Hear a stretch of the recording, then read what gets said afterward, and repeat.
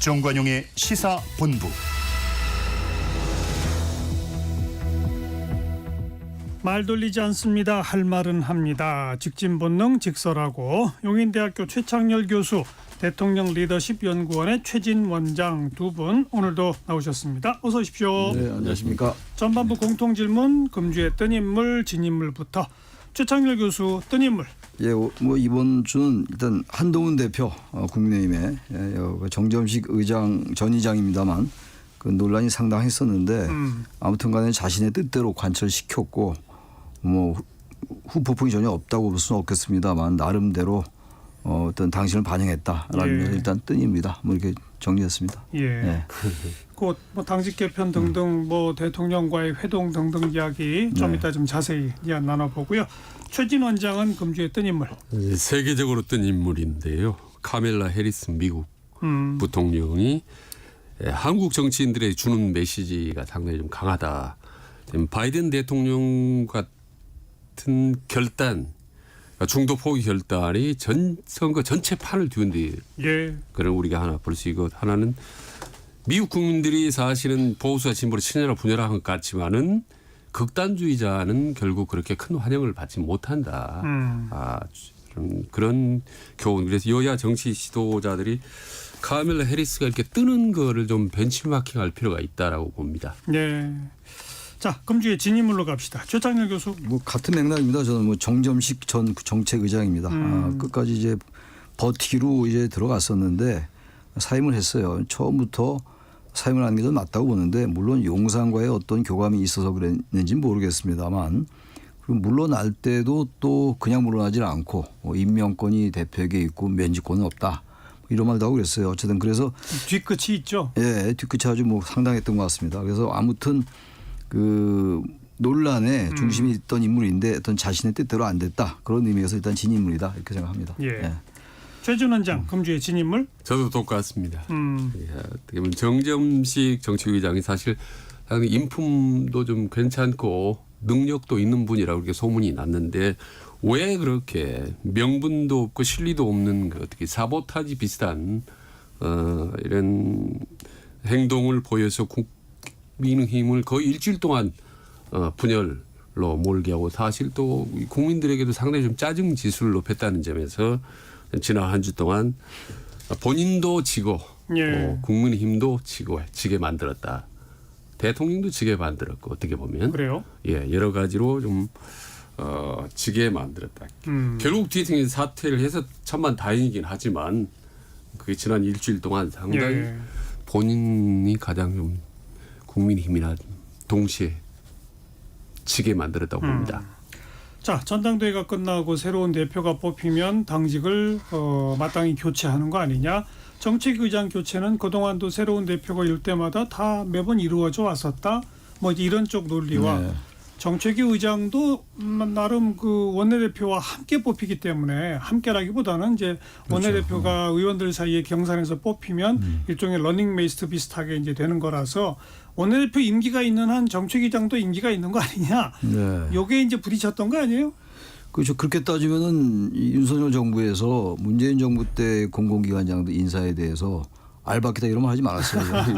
이게 똑같은 건데, 물론 맞는 말씀인데, 이게 정책위 의장이 제가 쭉 보니까 2021년도부터 임기를 1년을 채운 분이 한 분도 없더라고요. 그러니까 대표만 바뀌면 다 바뀌어요. 의뢰 바뀌는 거였고, 이게 무슨 관행이다 뭐 아니다 측면보다도 그렇게 해서 대표에게 힘을 실어주는 거죠. 그게 원래 정치권의 문법인데, 그렇다고 물론 꼭 그게 이제 그대로 시행되라는 법은 없어요. 특별한 경우가 있거나 정말 사정이 있을 때는 그대로 유임될 수 있는 건데, 특히 이번에는 어쨌든 여권은 변해야 된다, 여권이. 그 부분이 반영된 게 당심 80%, 민심 20%의 전당대회 규정에서 양쪽이 다 63% 지지받았단 말이에요. 그러면 당연히 물러나 주는 게 맞아요. 정점식 의원이라는 분이 뭐 대단히 수구적이고 변화를 거부하고 이래서가 아니라, 그런 당심이 있다면 스스로 사퇴하는 게 맞죠. 근데 단지 이제 이 사퇴하지 않았던 이유가 처음에 한 9일 정도를 끌었던 이유가 용산과의 교감이 있는 건 아닌가. 이건 뭐 우리가 충분히 생각해 볼 여지가 있다고 생각해요. 대통령도 한 대표를 만나가지고 당직 인선은 당대표가 알아서 하시고, 그러면서도 또 한편 포용을 해라. 뭐 이런 얘기를 했단 말이죠. 그리고 또 정진석 비서실장과 추경호 원내대표 그리고 홍철호 정무수석이 한 대표를 만나서 정점식 의장의 유임을 권유했다. 이런 보도도 있었단 말이에요. 그런 걸로 볼 때는 정점식 의장 본인 스스로가 전 의장이 끝까지 버티려 했던 게 아니고 여권 친윤 어떤 그 핵심 간의 어떤 의사소통이 있었던 게 아니냐. 그런 추정도 가능하다. 이렇게 봅니다. 저는.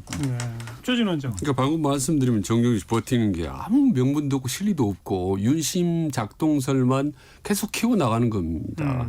왜 그런 행동을 하는지 모르겠고 사실 국민의힘 의원들의 멘탈리티 같은 거 이해를 못 하겠어요. 사실 한동훈 대표가 이제 압승을 했지 않습니까? 그러면 주도하게 놔두는 거예요. 거기다 이제 잘못하거나 당에 뭐 여러 가지 문제가 나오면 그 책임은 고스란히 한동훈 대표가 지게 하는 겁니다. 지는 겁니다. 너무나 뻔한 공식을 자꾸 어떻게 좀 인위적으로 틀어보려고 하고 좀 막아보려고 하는 이런 의혹들을 만드는 국민힘의 멘탈리티, 전략 부재 이런 부분이 참 이해하기가 힘들죠. 네. 전당대회 끝나자마자 언론에 그런 보도가 막 나왔어요. 정책위 의장 교체 여부가 윤한 갈등의 새로운 분수령이 될 때 막 이러면서 그 보도 많이 나왔죠. 예. 그 제가 볼 때는 이 지금 최상병 특검 문제가 가장 중요한 핵심인 것 같아요. 이 문제 때문에 다른 이슈라면은 뭐 양쪽에 이른바 윤한 갈등이 있어도 그냥 넘어갈 수 있는 문제인데 이 지금 해병대원 특검에 관련된 제3자 추천 아니고 한 대표가 후보 시절에 내놨던 거 이 부분은 용산과 한동훈 대표가 양보하기 어려운 부분이라고 저는 생각합니다. 이 부분을 과연 이제 어떻게 처리할 것인가 야당과 관계도 있는 것이고 바로 이 문제 때문에 이 정진석 의장 전 의장의 문제가 이렇게 오랫동안 논란이 됐다고 저는 생각합니다. 그러니까 언론에 그렇게 정점식 위원회 거취를 놓고 우려스러운 보도가 나올 때 정무 감각이 있었더라면 정점식 위원 같은 경우는 바로 용산에 제안을 했었어야 돼요. 제가 빨리 포기를 용퇴를 해야 되는 겁니다. 설득을 오히려 역으로 해서 빨리 자진 사퇴를 했더라면 오히려 통합의 모습이 좀 더 극대화될 수 있었을 텐데 굳이 이렇게 시간을 질질 끌어서 뒤늦게 결국은 사퇴했지 않습니까? 그런데 사퇴 후에 새로 임명된 정책위 의장은 대구의 4선 김상훈 의원이에요. 지금 추경호 원내대표 바로 옆 지역구이고 추경호 원내대표는 3선인데 김상훈 의원은 4선이란 말이에요. 또 공무원 출신이고 뭐 어찌 보면 한동훈 색깔이 강력한 분도 아니란 말이죠. 그렇죠. 그러니까 이건 무슨 의미가 있을까요? 그러니까 정점식 전 의장은 워낙 뭐 윤 대통령과 가까우니까 검찰 출신이고요. 검찰 출신이고 같은 대구에서 또 검찰 생활도 같이 했고 그러니까 만약에 이제 어떠한 아주 예민한 이슈가 발생했을 때 최고위원회에서 표결로 갈 수가 있어요. 다른 건 아니라 하더라도 그렇다면 정진석 의원의 경우는 너무 부담스러운 건데 김상훈 의원은 완전히 친한도 아니고 그것도 완전히 반윤도 아니에요. 아주 애매한 성격. 어떻게 말하면 특정 계파에 이렇게 많이 치우치지 않은 분이긴 합니다. 아마 그래서 충분히 한 대표로서는 친한이 아니라 하더라도 충분히 설득이 가능하다. 그래서 이 친윤 쪽의 반발도 어느 정도 무마하면서 그래서 아마 김상훈 카드 쓴 게 아닌가. 또 정책의장이니까 명문도 있잖아요. 공무원 출신이고 정책통이다 이런 명문도 있고 그래서 아마 완전히 친한 색깔을 좀 배제한 게 아닌가 일부러 그런 생각이 좀 듭니다. 저는 이렇게 어차피 지금 그 의원총회 추인을 받아야 되지 않습니까? 근데 뭐 추인 당연히 되겠죠. 그렇죠. 네, 그런데 이제 여기에서 너무 많이 친한 색깔이 강한 정책의장을 할 경우에 여러 가지 분란이 생길 수 있습니다. 그래서 그런 걸 고려해서 저는 TK 출신의 그런 무난하겠다고 보는 거고 그리고 최근 들어서 이렇게 쭉 한동훈 대표의 이렇게 당직 인선을 보면 그 딱 드러납니다. 일단 친윤 색깔이 강한 사람은 배제하고 싶고 그리고 자기 색깔 성향과 강한 사람을 한번 요직에 포진시켜서 한동훈 브랜드로 한번 당을 끌어보겠다라는 의지가 확실하게 드러나고 있어요. 여러 가지. 당연한 거 아니에요? 너무 당연한 얘기죠. 너무 당연한. 너무 당연한 걸 자꾸 막고 비틀고 하다 보니까 이게 이제 오늘까지 지금 이런 방송에서 얘기를 하게 된 거죠. 예. 보면 뭐 여의도 연구원장이라든지 지명직 최고위원 다 원장을 그렇습니다. 그냥 유임시켰죠.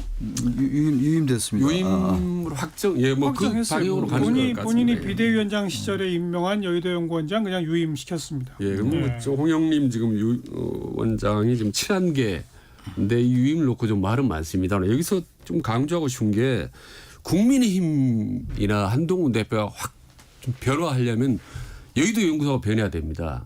옛날에 여의도 연구원 하면요, 이게 여론조사하는 기관이 아니라 완전히 여당의 정책과 전략을 총괄하는 최고의 띵크탱크였어요.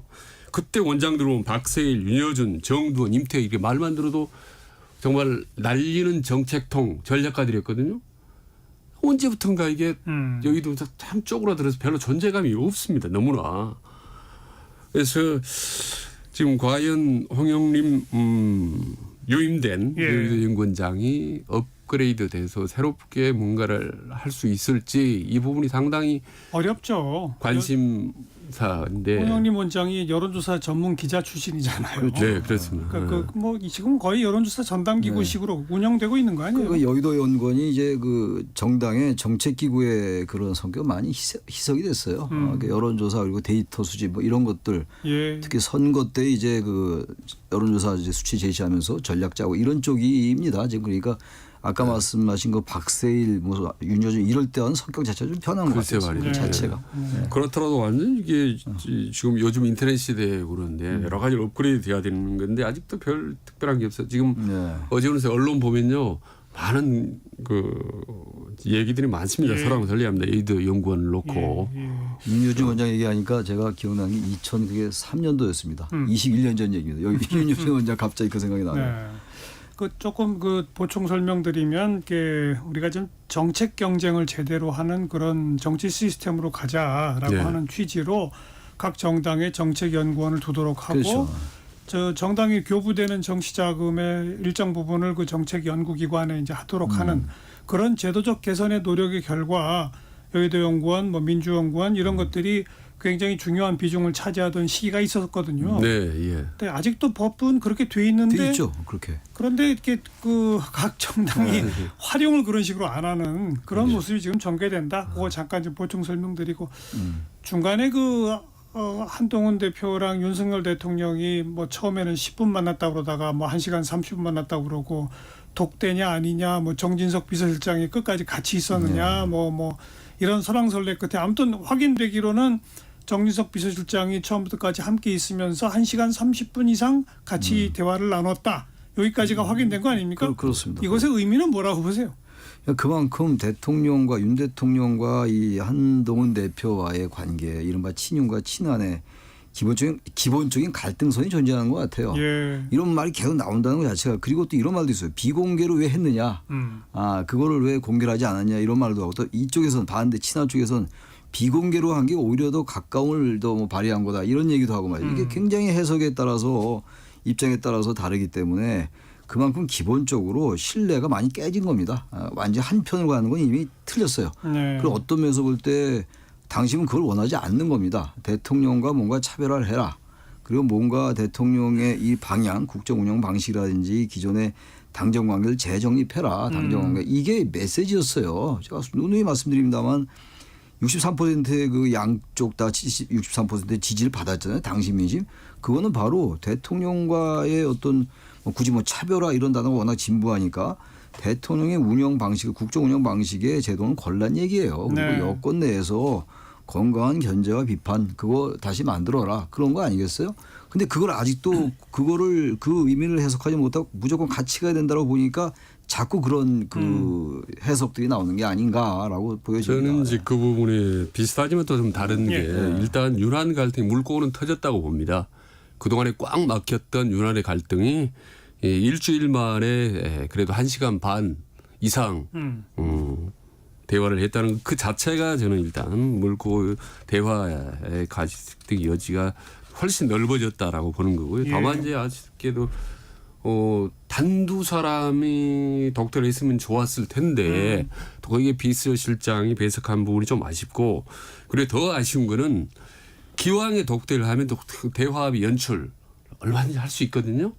좀 포옹하는 모습을 사진에서 예. 국민들이 보여주고 예. 했더라면 더 큰 효과를 얻을 수 있을 텐데 아직 그 정도는 아닌 거죠, 그러니까.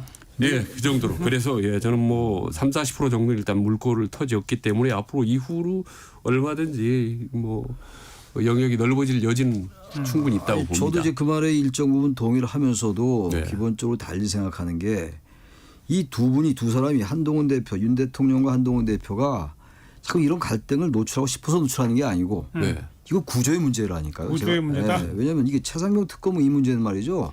한동훈 대표로서는 이건 어쨌든 특검을 가야 된다. 제3자 추천이죠. 물론 지금 민주당이 주장하는 것과 전혀 다른 방식이라 하더라도 가야 된다는 것이고 네. 친윤 핵심도 이건 절대로 안 된다는 거예요. 특검 네. 자체가. 네. 제3자 추천이 되고 뭐가 됐건. 바로 이게 기저에 깔려 있기 때문에 예. 겉으로 아무리 뭐 같이 가려 해도 네. 이거는 무슨 서로 사이가 나쁘고 좋고의 차원이 아니다.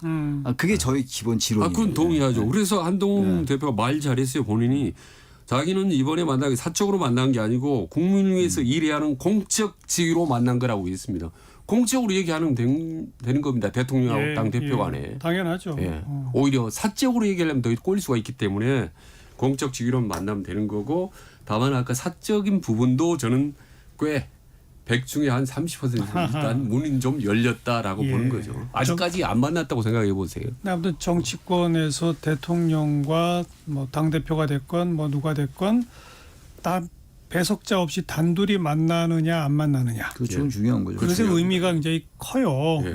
단둘이 만난다는 얘기는 절대 공개할 수 없는 대화까지도 나눈다는 뜻이고 절대 공개할 수 없는 대화까지도 나눈다는 얘기는 둘의 신뢰가 분명히 있어야 가능한 거거든요. 근데 이제 그런 모습까지는 아직 안 갔다. 이렇게 보는 거죠. 당연하죠. 당연하죠. 그러다 보니까 비공개니 공개니 뭐 사진을 공개했느냐 안 했느냐 뭐 그런 얘기가 나온다. 그래서 이제 어쨌든 간에 그 당대표가 됐고 여권이니까 적어도 그 정도 모양은 연출해 줘야죠. 네. 그런 것이지 그게 무슨 물꼬가 알겠어요. 튀었다 이런 거 틀렸다 안 틀렸다 차원 좀 아닌 게 아닌가 이런 그나저나 이제 어제 또 제가 이 방송에서도 그런 표현을 썼습니다만은 압도적인 63%의 지지로 당대표가 딱 됐는데 벌써 열흘이 흘렀잖아요. 그 열을 흘렀죠. 근데 그 이제서야 정치局의장 등의 인선을 하고 그리고 또 정치권의 모습에 한 대표가 이게 부각되지가 않아요. 네. 뭐 물론 국회 상황이 뭐 연일 필리버스터하고 법안 통과시키고 막 이런 극한 대치 양상이 한쪽에 있기 때문에 그런 걸 수도 있지만 어쨌든 한동훈 대표가 뭐 63%의 집중적 스포트라이트를 받으며 대표가 됐으나 열흘 동안 존재감이 미미했다. 이 점에서는 당분간도 한동훈 대표가 존재감을 부각시킬 무슨 일이 생길까? 이런 의아심, 의구심을 또 갖게 해요. 아니요. 한동훈 대표가 이제 당직 인사를 조만간 마무리하면 끝났어요, 그 이제. 당직 전부 부르겠다고 했거든요. 용산에서. 아, 그거야 뭐 또 예. 있을 수 있죠. 그때 또 독대를 하게 될지 그때 또 한번 분위기를 보면 아 전에 비해 좀 더 진전된 건지 여전히 냉각 상태인지 판단할 수 있을 것 같습니다. 그래서 근데 그게 자꾸 냉각이냐 진전되냐 이게 별로 의미가 없다고 제가 자꾸 보는 게 예. 기존에 깔리는 그게 있다니까요. 이 특검 문제. 근데 이 문제를 서로 안 꺼내고 있는 거예요. 네. 게다가 지금 끝낼 시기가 아니죠. 아니죠. 아직은 공수처도 남았고 말이죠. 예. 아닌데 이게 깔려 있기 때문에 유난히 정연식 전 의장에게 집착했던 것이고 왜냐하면 최고위원회에서 결정적인 표율로 갔을 때 5대 4냐 4대 5냐는 대단히 중요합니다. 예. 보통 때까지 합의로 하는 거지만 원래. 예. 그래서 그게 깔려 있는 상태에서 9일 10일을 끌었던 거예요. 정책의장 이 인선을 둘러싸고. 그러면서 지금 앵커께서 말씀하신 것처럼 존재감이 생각보다 네. 63%의 지지를 받은 대표 치고는 네. 생각보다 이러다 결국 친윤에게 밀리는 거 아닌가 결정적일 때 이런 생각이 든다는 거예요. 예. 그래서 어차피 대통령이고 당 대표가 된 이상은 인간적인 관계를 완전히 회복하기는 어렵다고 보고 다만 최상병의 이런 부분들이 잘못 가면 공멸할 수 있기 때문에 공적인 지위에서 두 사람이 만나서 깊이 딜을 할 수밖에 없는 상황이 온 거죠. 싸우고 갈등을 심화될수록 두 사람 공멸한다는 그런 상황이 벌써 그렇게 됐기 때문에 저는 공적인 관계에 있어서 물꼬가 튈 수가 있다고 보는 겁니다. 뭐 전당대회 과정에서 누차 우리 언급했지만 끝나고 나면 강제로 화합 당한다 이런 표현 썼잖아요. 그렇다고 봐요. 지금 강제로 화합 당해 있는 거예요. 그렇습니다. 아직 누구도 치고 나가지 않는 거예요. 이 상태에서 누가 먼저 그 얘기를 할 수가 없는 거죠. 그렇죠. 예. 자, 1시 35분 좀 지났네요. 잠깐 교통정보 전해드리고 후반부 토론 이어갑니다. 공인혜 씨. 네, 이 시각 교통정보입니다. 날씨의 영향으로 고속도로 고장난 차 소식이 많습니다. 되도록 야외 주차는 피하시고요. 장거리 운행 전 차량 점검에도 신경을 쓰셔야겠습니다. 먼저 영동고속도로 인천 방향 사고가 있던 대관령 1터널 부근으로 정체 남아있고요. 이후 진부와 봉평에서 둔내 터널 쪽으로 더딘데 터널 안 2차로 고장난 차로 막혀 있습니다. 이후로도 횡성에서 새말, 여주에서 이천 사이와 부곡 일대로 모두 29km 구간 더딘 흐름이고요. 서양양고속도로 양양 방향 설악 부근에 고장난 차는 처리됐지만 아직 서종 부근으로 정체 짧게 남아 있습니다.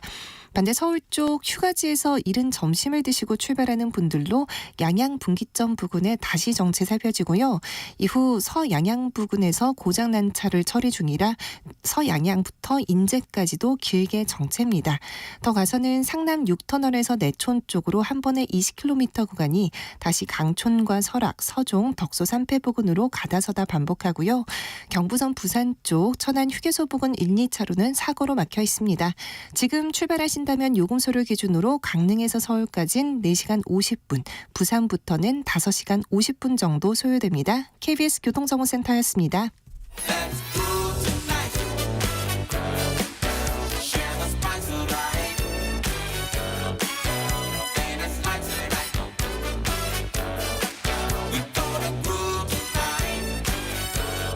국민 MC 정관용.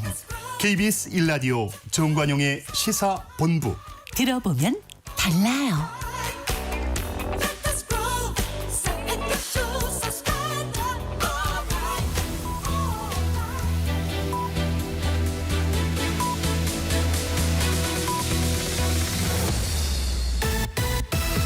직진 본능, 직설하고 고고고. 뒤돌아보지 않습니다. 정관용의 시사본부.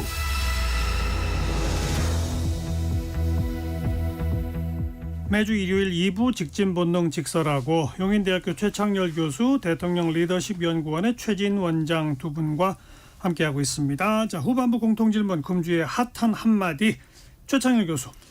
향후 여권의 그 정치 지형을 이제 우리가 가늠해 볼 수 있다는 의미에서 정점식 의원의 그 같은 맥락의 얘기입니다. 당대표에게 정책의장에 대한 임명권은 있지만 면직권은 없다. 예. 그리고 정책의장의 임기는 1년이다. 이건 예. 맞는 말인데 팩트는 팩트인데 물러나면서까지 이 말 한 걸로 봐서 향후 이 당정 관계가 매끄럽지 않지 않겠는가. 그런 점을 우리가 볼 수 있을 것 같아서 이걸 일단 대단히 핫한 말이다. 예. 이렇게 꼽아왔습니다. 전반부 이야기한 그 예, 맥락이죠. 그 맥락입니다. 예. 최진 원장 금주의 한마디. 윤석열 대통령이 이제 한동훈 대표를 용산에 불러서 상당히 아주 명언을 했죠. 뭐 다 아는 내용이지만 정치는 결국 자기 사람을 만드는 것이다. 정말 맞는 말이죠. 우군을 이렇게 많이 만드는 건데, 근데 어떻게 보면 또 약간 상반된 배치된 또 얘기를 동시에 바로 했지 않습니까? 이 사람 저 사람을 폭넓게 포용하라라는 얘기를 했습니다.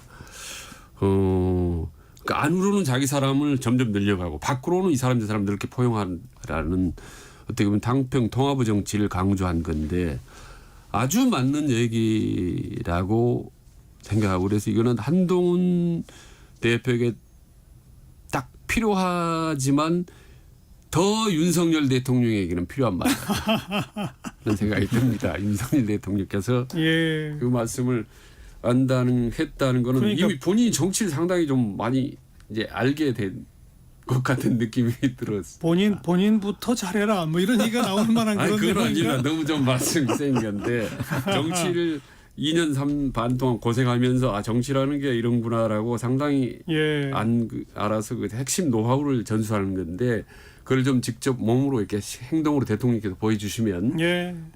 많이 한동훈 알겠습니다. 대표나 다 도움이 되겠다라는 생각이 듭니다. 우리 최창렬 교수랑 최진 원장은 그 금주의 뜬 인물, 진 인물, 핫한 한마디 전부 다 해서 왜 이진숙 최민희 이런 분들을 싹 무시하는 거예요. 아, 그 지난주에 했던 거 같고 아니 지금 뭐 가장 뜨거운 쟁점은 거긴데 아, 일반 근데 대중들의 관심도 그렇고 근데 되게 두 분은 이게 완전히 이렇게 무시합니까? 아니, 지난번에 한 것 같아요. 뭐죠? 전 두 분의 얘기는 좀 그만했으면 좋겠어요. 이분들이 너무 말을 좀 함부로 해서 이 지금 우리 KBS 라디오 이 정관용의 시사본부에서까지 그 말하기가 좀 민망하더라고요. 아직 이분들도 말을 좀 조심해야 되고 예, 정말 말을 그러니까 좀 아껴야지. 그러니까 그런 뭐 핫한 한마디 뿐이 그것이 아니라 이제 제가 이제 왜 이준숙 방통위원장 둘러싼 얘기를 무시하시느냐라고 이야기를 던진 이유는 뭐냐면 네. 정말 여야의 관계, 우리 정치 전반을 보면 제일 답답한 구석이 지금 거기 아닙니까? 그렇죠. 네. 뭐 국민의힘 내부에 뭐 한동훈 대표가 정치규장을 어떻게 하고 뭐 대통령과 회동을 하고 이거는 이제 그들의 이야기고 한국 정치 전반을 놓고 보면 지금 뭐 보수 언론, 진보 언론 할 거 없이 도대체 우리나라 정치가 지금 어디로 가느냐, 뭐 하고 있느냐 답답해할 정도의 양상이 지금 방송사법 하루에 하나씩 필리버스터 한밤중까지 거친 후에 하나씩 통과시키면 곧바로 또 좀 있으면 거부권 나올 것이고 예. 방통위원장 임명하면 탄핵, 그럼 사퇴, 또 임명하면 탄핵, 그다음 또 사퇴. 네. 또 이번에 이제 임명되자마자 그날 박문진 이사랑 뭐 KBS 이사 바로 선임, 예. 그리고 또 바로 탄핵. 예. 이게 도대체 뭡니까 이게? 그래서 이 상황은 그래서 이건 단순하게 뭐 정치가 실종됐다라는 표현으로도 이건 뭐 넘어선 거죠. 넘어선 거고 이 상황을 좀 어떻게 봐야 되나. 정말 국민들을 가볍게라도 점잖게 말해서 가볍게 한다고 얘기하는 것이 이거 정말 우습게라도 너무 우습게 하는 거죠. 이렇게 하면 안 되는 거죠. 그전 방통위도 마찬가지인 게 어떻게 취임하자마자 임명장도 나중에 받고 현충원 참배도 생략하면서 바로 그날 다 처리했어요. 박문진 예. 이사건 그리고 KBS 이사건도 그렇고 그러니까 기다렸던지 또 탄핵한 거 아니겠어요? 그 탄핵 당하기 전에 탄핵 소추 의결되기 전에 빨리 이걸 한 거겠죠. 방통위원장은 그렇죠. 뭐 서로 이제 속내 속셈을 다 아는 거니까. 근데 이걸 자꾸 법으로만 따지니까 위법하지 않다. 이게 불법이 아니다라고 얘기합니다만 또 이쪽에서는 불법하다고 불법도 탄핵을 한 탄핵을 거고. 또 의결하고 말이죠.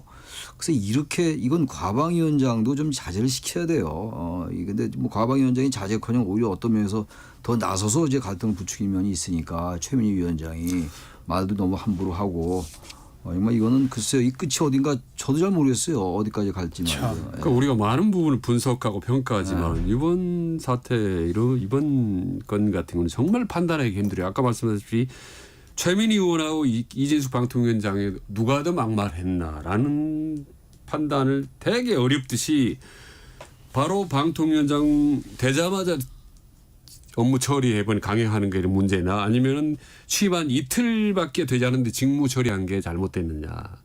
직무 정지시는 게. 그리고 방통위 문제, 거부권 문제 이런 문제를 놓고 볼 때 어느 쪽이 여야 좀 더 잘못했는지를 판단하기가 정말 어렵다. 이게 점수라도 매겨야 될 것 같아요. 몇 점씩 어느 쪽이 잘했는지 못했는지. 당내에서 말이죠. 민주당이나 국민의힘 내부에서 자기 당의 이런 모습에 대해서 한두 명 정도는 이래서 안 된다는 말이 나와야 되는 거 아닌가요? 안 나와요. 전혀 안 나와요. 그러니까 이게 정상적인 집단들이 아닌 것 같아요. 네. 이게 지금 111명의 민주당, 네. 108명의 국민의힘 적어도 그중에서 몇 명은 방송을 통해서건 예. 아니면 다른 어떤 매체를 통해서건 다른 경로 통해서라도 이게 상대방의 이런 잘못이 있지만 우리 정당도 이러면 안 됩니다라는 말이 나와야 되는 게 정상 아니겠어요? 예. 한 명도 없어요. 예. 그러다 보니까 도대체 이걸 어떻게 평가를 해야 될지 이 힘을 가진 분들이 이 사람들인데 국회의원들인데 아니 도대체 이 헌법기관들은 뭐 하는 겁니까? 아무 말도 안 하고 그냥 쳐다보고 지역구관이나 그냥 하다가 배지나 달고 뭐 그러자는 건가요? 무슨 여야 간에 무슨 경쟁 뭐 이런 게 아니라 이건 전쟁이에요. 경쟁이 아니죠. 이건 뭐 정쟁도 아니고 전쟁이에요. 그냥. 전쟁이고 상대를 그냥 애니미 적으로 아는 맞아요. 그냥 파괴의 대상으로 알지 않으면 이렇게 나올 수가 없어요 정치가. 정말 중요한 지적을 하신 것 같아요. 여야의 정말 직원의 목소리 언제부터인가 사라져버렸지 않습니까? 지금 방통위원장 탄핵 소추건만 하더라도 지금 4사람째 아니겠습니까?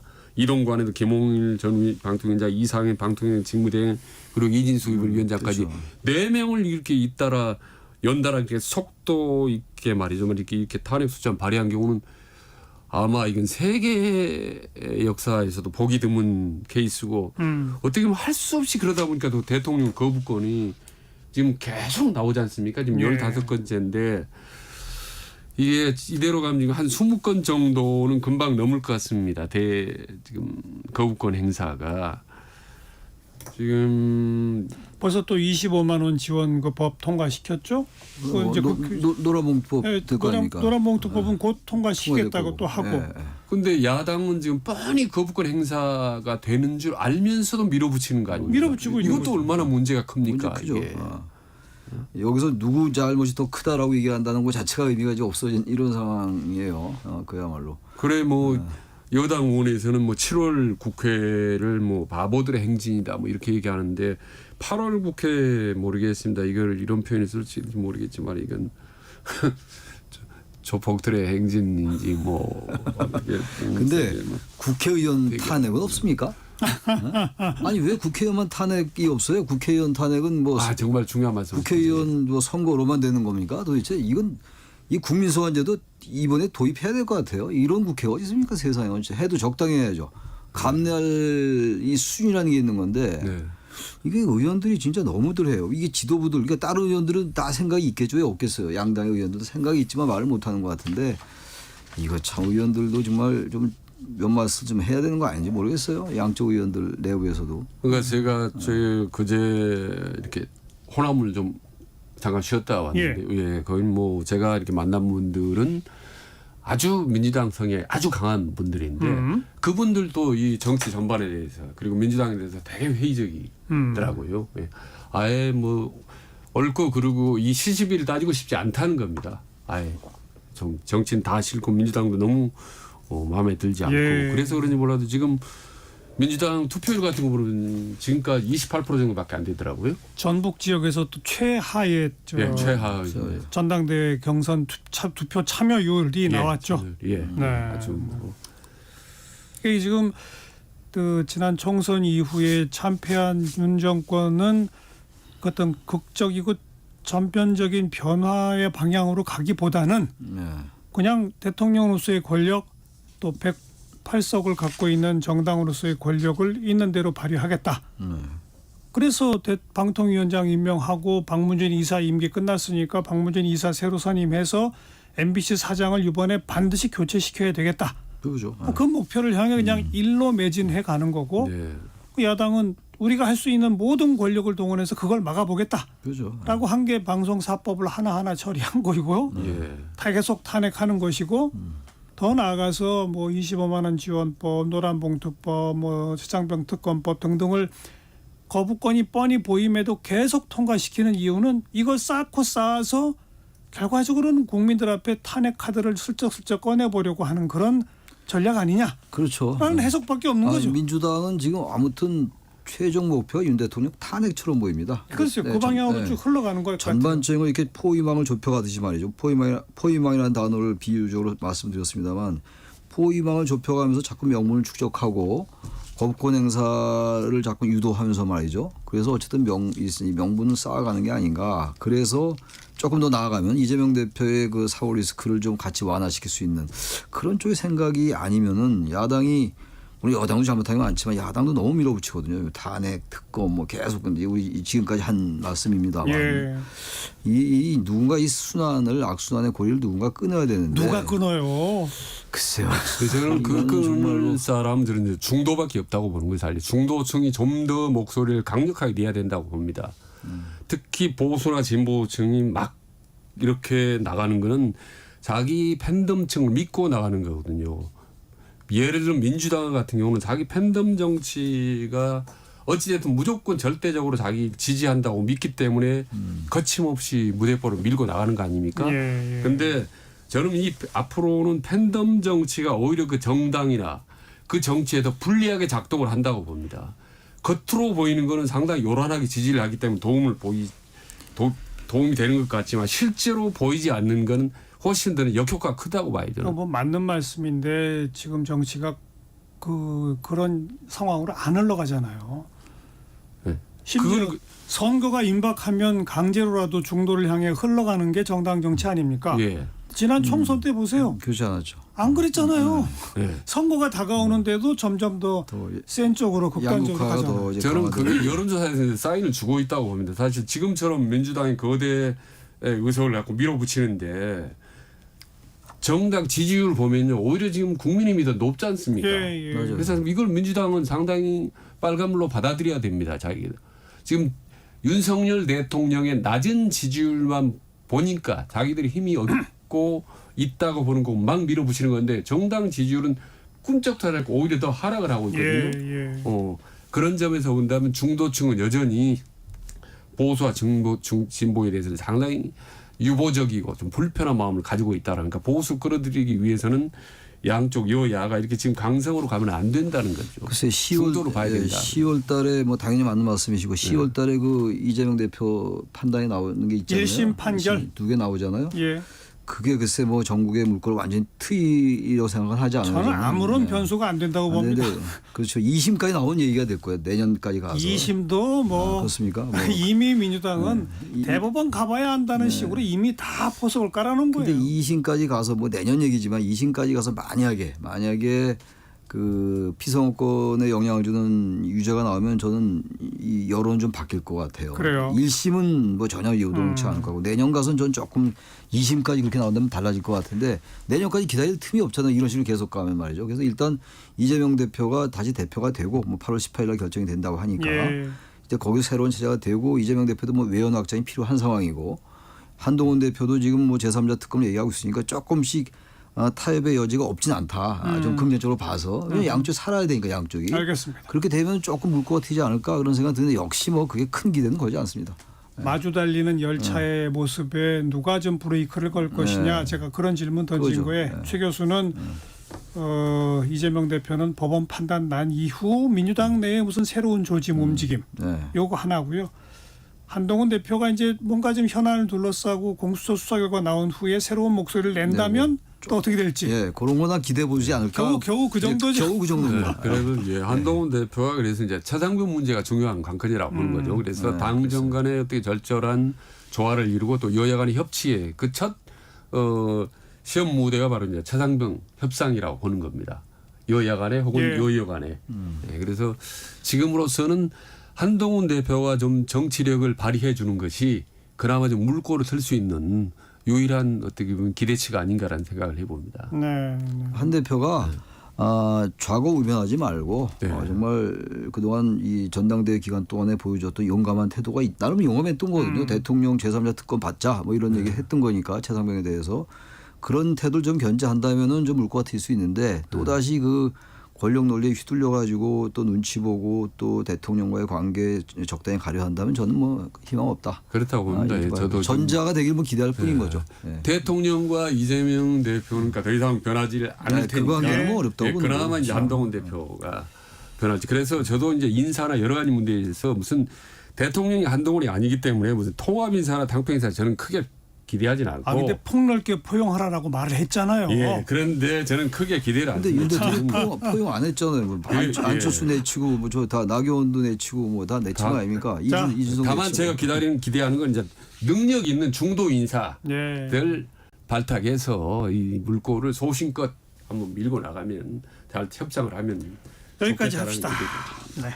직진본능 직설하고 용인대학교 최창열 교수 대통령 리더십 연구원의 최진 원장 두 분과 함께했습니다. 두 분 수고하셨습니다. 네, 고맙습니다. 감사합니다. 네. 다음 주 8월 11일 일요일 이 시간에는요. 오후 1시부터 광복절 특별기획 다큐멘터리 대한민국을 사랑한 일본인이 방송될 예정입니다. 여러분의 많은 애청 또 기대하겠습니다. 홍서범의 나는 당신께 사랑을 원하지 않았어요 듣고요. 저는 다음 주말 뵙죠. 안녕히 계세요.